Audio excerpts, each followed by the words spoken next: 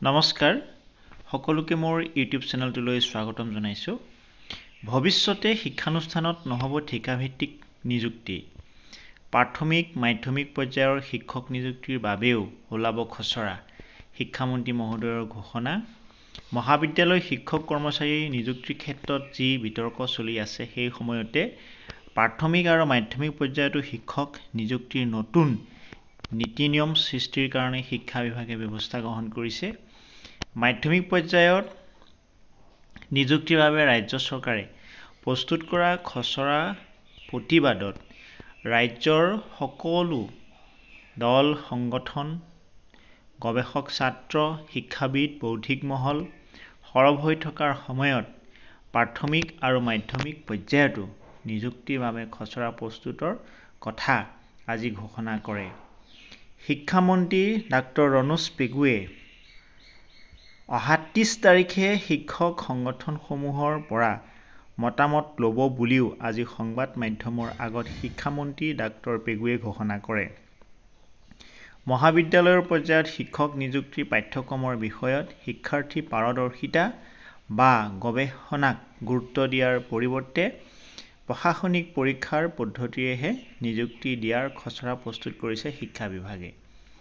এই খচৰাৰ কথা ৰাজহুৱা হোৱাৰ পাছতে গৱেষক ছাত্ৰ শিক্ষাবিদে শিক্ষামন্ত্ৰীলৈ মুকলি চিঠি প্ৰেৰণ কৰাৰ লগতে আন্দোলনৰ কাৰ্যসূচীও ঘোষণা কৰিছে। প্ৰাথমিক আৰু মাধ্যমিক পৰ্যায়ৰ শিক্ষক নিযুক্তিৰ বাবে প্ৰস্তুত কৰা নতুন খচৰা অৱশ্যে এতিয়াও ৰাজহুৱা হোৱা নাই। ইফালে শিক্ষানুষ্ঠানসমূহত চতুৰ্থ বৰ্গৰ পদ আৰু চৰকাৰে পোনপটীয়াকৈ নিযুক্তি নিদিয়াৰ কথা চিন্তা কৰিছে শিক্ষা বিভাগে। যিহেতু শিক্ষানুষ্ঠানসমূহৰ অনুসৰি চতুৰ্থ বৰ্গৰ কৰ্মচাৰীক প্ৰয়োজনীয়তাসমূহ বেলেগ বেলেগ হয়। সেয়েহে চৰকাৰে নিযুক্তি দিয়াৰ পৰিৱৰ্তে পৰিচালনা সমিতিৰ অনাগত দিনত বিদ্যালয়সমূহৰ চতুৰ্থ বৰ্গৰ কৰ্মচাৰী নিয়োগৰ ক্ষেত্ৰত বিত্ত বিভাগৰ নিয়মাৱলী অনুসৰি বাহ্যিক উৎসৰ পৰা অনাৰ আউটচৰ্চিং ব্যৱস্থা কৰিহে দিব। যাৰ জৰিয়তে বাছনি পৰীক্ষাত স্থানীয় যুৱক-যুৱতীয়ে নিয়োগৰ সুবিধা লাভ কৰিব। কলেজৰ অধ্যক্ষসকলৰ পৰাও মতামত লোৱা হ'ব বুলি আজি শিক্ষামন্ত্ৰী ডাক্তৰ ৰণোজ পেগুৱে কয়। শিক্ষামন্ত্ৰীয়ে আজি লগতে কয় যে ভৱিষ্যতে ঠিকাভিত্তিক শিক্ষক নিযুক্তি দিয়া নহয়। মে' মাহৰ ভিতৰত ৯,০০০ মাধ্যমিক শিক্ষক নিযুক্তি দিয়া হ'ব বুলি শিক্ষামন্ত্ৰী ডাঙৰীয়াই কয়।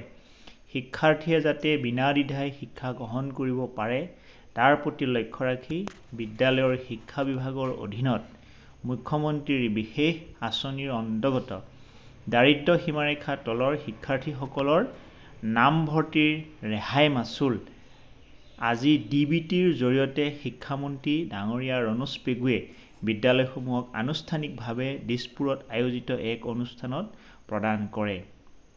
উল্লেখযোগ্য যে ২০২৪ বৰ্ষৰ একাদশ আৰু দ্বাদশ শ্ৰেণীৰ সৰ্বমুঠ 2,50,899 গৰাকী শিক্ষাৰ্থীৰ বিপৰীতে চৰকাৰী আৰু প্ৰাদেশিকৃত 1,145খন উচ্চতৰ মাধ্যমিক বিদ্যালয়লৈ 18 কোটি টকাৰ ধনৰাশি DBTৰ জৰিয়তে এই আঁচনিৰ অধীনত প্ৰদান কৰা হয়।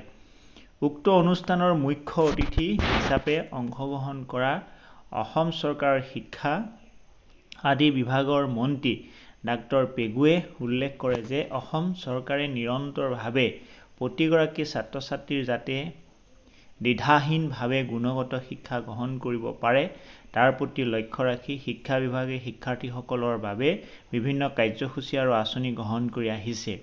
মন্ত্ৰীজনে আৰু কয় যে অহা বছৰৰ ভিতৰত প্ৰতিখন বিদ্যালয়ত স্মাৰ্ট ক্লাছৰুম নিৰ্মাণ কাৰ্য সম্পূৰ্ণ কৰি তোলাৰ লক্ষ্য হাতত লোৱা হৈছে, যাৰ জৰিয়তে ছাত্ৰ-ছাত্ৰীসকলে প্ৰযুক্তিৰ সহায়ত শিক্ষা গ্ৰহণৰ সুবিধা লাভ কৰিব পাৰিব। ইয়াৰ উপৰিও শিক্ষামন্ত্ৰীয়ে কয় যে অতি সোনকালে শিক্ষাগুৰুসকলৰ সুবিধাৰ্থে প্ৰথম শ্ৰেণীৰ পৰা দ্বাদশ শ্ৰেণীলৈকে ইউটিউবৰ মাধ্যমেৰে সকলো শ্ৰেণীৰ পাঠ উপলব্ধ কৰোৱা হ'ব। এই ব্যৱস্থাৰে সকলো মুহূৰ্ততে শিক্ষাৰ্থী বা শিক্ষকসকলে নখ দৰ্পণতে বটন টিপিয়ে যিকোনো বিষয়ৰ পাঠ গ্ৰহণ কৰা পাঠদানৰ ব্যৱস্থা কৰিব পাৰিব। অনুষ্ঠানত উপস্থিত থকা বিদ্যালয়সমূহৰ অধ্যক্ষ তথা শিক্ষক শিক্ষয়িত্ৰীসকলক উদ্দেশ্যি মন্ত্ৰীজনে কয় যে বিভিন্ন সময়ত মাধ্যমিক পৰ্যায়ত শিক্ষকৰ নাটনিৰ কথা উত্থাপন হোৱা পৰিলক্ষিত হয়। এই ক্ষেত্ৰত তেওঁ প্ৰতিগৰাকী শিক্ষাগুৰুৱে নিৰ্দিষ্ট ৱেবছাইটত গৈ তেওঁলোকৰ ডাটাসমূহ সম্পূৰ্ণকৈ উপলব্ধ কৰাবলৈ কয় আৰু এই প্ৰক্ৰিয়াত বিদ্যালয় প্ৰধানসকলক তেওঁলোকৰ ডাটাসমূহ সত্যাসত্য নিৰূপণ কৰিবলৈ পৰামৰ্শ দিয়ে। এই কাৰ্যৰ দ্বাৰা শিক্ষা বিভাগে শিক্ষক নিযুক্তি বা বাছনিৰ সময়ত বিভাগ অনুসৰি শিক্ষক নিযুক্তি দিয়াৰ সহায়ক হ'ব বুলি মন্ত্ৰীজনে উল্লেখ কৰে। প্ৰতিগৰাকী শিক্ষাগুৰুক শিক্ষা সেতু এপৰ ব্যৱহাৰ ত্বৰান্বিত কৰি শিক্ষা বিভাগত হৈ থকা যুগান্তকাৰী পৰিৱৰ্তনৰ অংশ হ'বলৈ তেওঁ আহ্বান জনায়।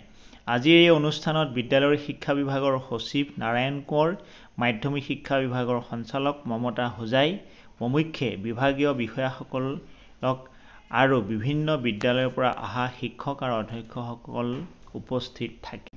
প্ৰাথমিক আৰু মাধ্যমিক পৰ্যায়ৰ স্কুলবিলাকত এতিয়াও যথেষ্ট শিক্ষকৰ অভাৱ হৈ আছে। এম.ই. স্কুলবিলাকত বহুখিনি এম.ই. স্কুলত এতিয়াও হিন্দী শিক্ষকৰ অভাৱ।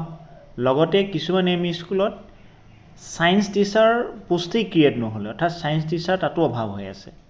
লগতে যদিও এমালগেমেশ্যন বা মাৰ্জাৰ জৰিয়তে এম.ই. স্কুলবিলাক কিছুমান হাইস্কুলত সংলগ্ন কৰিছে বা এল.পি. স্কুল কিছুমান এম.ই. স্কুল বা এল.পি. লগত এল.পি. সংলগ্ন হৈছে যদিনো, কিন্তু প্ৰতিটো ক্লাছ অনুসৰি শিক্ষকৰ অভাৱ যেতিয়ালৈকে দূৰ নহ'ব, হয়তো তেতিয়ালৈকে ছাত্ৰ ছাত্ৰীসকলক ছাবজেক্ট অনুসৰি বিষয়বস্তু অনুসৰি পাঠদান কৰাৰ ক্ষেত্ৰত কিছু অসুবিধাৰ সৃষ্টি হৈ থাকিব বুলি ক'ব পৰা যায়।